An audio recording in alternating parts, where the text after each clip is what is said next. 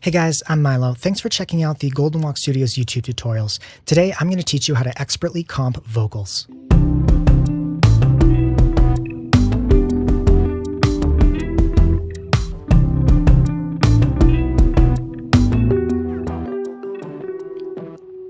So up on the screen here, you see the song Shadows. This is by Milo and June. I'm the Milo in that band, and we released this as a single just a little bit ago.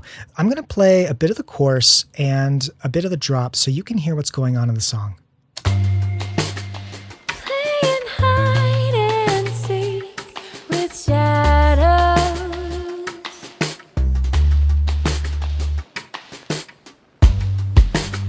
I wish I'd never seen your face.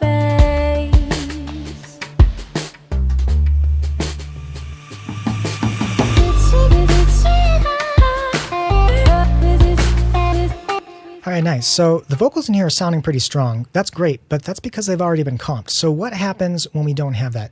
Let me start from the beginning. What is comping vocals? When you record a song, you're probably not going to nail the vocals on the first take. So in this case, June recorded 4 different takes of vocals, and they're not all super solid, and they're probably not going to be any of the time. So what comping is to say, let's listen to the individual parts of each one and let's build a composite of our favorite of all the little parts to make sure that as a result, it sounds good. Comp is short for composite, vocal composites. So if we're going to do this, first let's turn off the final vocals, and here we have a scratch vocals. Well, not scratch. These are real vocals, just not comped. We're going to add a layer in to give us a little room to work with. So what I have here, layer 1, layer 2, layer 3, layer 4, these are 4 different vocal performances. We're going to find the best bits and put them up under chorus vox. Let's listen to the first one. Playing hide and seek with shadows. That sounds pretty pitchy and pretty weak to me.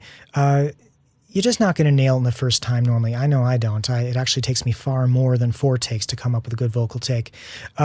So we're probably going to skip that one and see what other one she has in the bag here. Playing hide and seek with shadows. She dipped a little bit here, a little bit late, and that delayed H in hide really doesn't work for me. Let's see what's in the next take. Playing hide and seek with shadows. She hesitated a little bit on shadows, but I really like that beginning. I think that's probably going to be my favorite in take 3, but let's listen to take 4 to see what we have. Playing hide and seek with shadows. That shadows was beautiful, just a little pitchy in the end, but that's no big deal. We can fix that later in tuning. So yeah, I'd say my favorite part here is the first phrase on take 3, and then we're going to end up that on take 4. Now you'll see I grabbed these pretty wide. First, you want to make sure that you have room for the breath at the beginning. Let's hear that breath just on its own.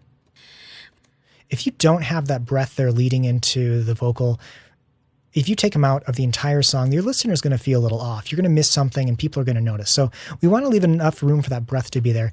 And same thing at the end. We want to make sure that we're getting all the syllables. So this is what happens if we cut that one a little bit short. With shadows. Shadows became shadow because we cut off the S. And sometimes if it's a P or a D or some kind of softer consonant, it might be really tiny.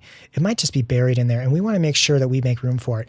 By the way, if you have a hard time seeing, you're going to want to use data zoom to see what's going on. So this is the volume as it would actually look how I'm recording. And these tracks are pretty big. So you can see that I'm not using a lot of space there. I do record pretty quiet and you retain more of the transients. You're never going to clip that way. And that's the best way to do it. I record my vocals at -16 decibels full scale. And I recommend you do the same. But when you're editing and you want to get more control here, you could totally miss this S here, especially if you made it a little smaller like that. It's just gone. So we need to make sure we can see things. And I'm using data zoom here to bring that up. And it's not making it louder. It just makes it look louder so you can make better cuts and edits. And I'm making sure that between the two, we're cutting in silence because we don't want to cut in the middle of anything that will cause a transition issue. So let's listen to this phrase that we just comped.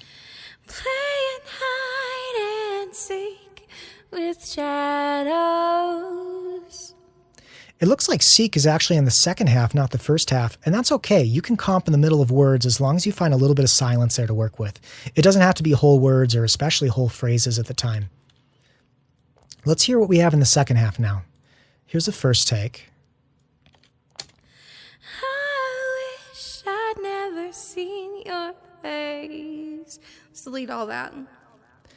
Well, she didn't like that one, but that's okay. I actually do like a little bit of that one. I like listen to this bit here. I wish I'd never seen you. I'd never had an incredible purity and brightness to it that I really like. I don't think I'm going to find a better one than that, so I'm just going to grab that now. Now let's see what we have for the rest of it. Here's take 2. I wish I'd never seen your face. This is pretty neutral. Face was okay. I'd say this part was okay too. I wonder if we can find a better one. Let's listen to take 3. I wish I'd never seen your face. All right, got a scoop there. She went a little thin there. That's not what we're going to keep here. Take 4. I wish I'd never seen your face. That one wasn't particularly good either. I think our best one to pull from here is take 2. I wish I'd never seen your face. Yeah, I like that. So we're going to grab this part here and this part here. Now that's not exact, so we're going to have to fix it up close. I do want that whole breath there, so I'm going to widen that out. So we want to find a spot where there's silence. And actually, I'm not seeing it here because it looks like in the first one, she held her vowel longer and took her breath later. But we're trying to switch to one where she ended her vowel sooner and took a breath sooner. That's not going to work. So we're going to break our own rule of trying to keep the breath of the vocal part coming, because we need a good silent spot to switch. So we have a silent spot there to switch. That's probably going to sound good. We'll check it later. And we need to find a good spot for this one too. Oops. Yeah, again, there's no real point of silence there. So we're going to try it after here. Looks like just the way it turned out this time. And this goes until the end. Yeah. So we're going to listen to that and see how it sounds. I wish I'd never seen your face. Yeah, I like that. And a little tuning, it's really going to shine. It's really going to sound good. Now, you want to make sure you're not putting the fade in the middle of a vowel. So let's hear what that sounds like if we were to do that. I wish I'd never. You hear that the little hiccup there, and it goes from kind of a darker tone to a brighter tone. It's really tough to do a fade in the middle of a vowel because it just doesn't sound good. So let's put that back where it was. But if you're desperate, it can be done, but you just got to make sure you're really careful with how you do it. So there we have it. That comp is sounding pretty good, and I think we're done. I think this is ready to be consolidated. We can group it. Now it's ready for tuning. And next step for me would always be tuning, and after that, effects to see where it fits in the mix. You can already hear a little bit of effects on the channel, but that's just because I like to record and edit with at least a little effects to get in the ballpark of what sounds decent. So that's where we have it. We're done with the vocal comp. I can close that. The song is ready to go to the next step. If it wasn't finished already. If you do want to hear the final version of the song, I recommend it. It's Shadows by Milo and June. It is available on all the streaming software of your choice. And I'm going to put it in the description below. Thanks so much. If you made it this far, you must be liking the video and have learned something. So please do give this video a like. I really appreciate it.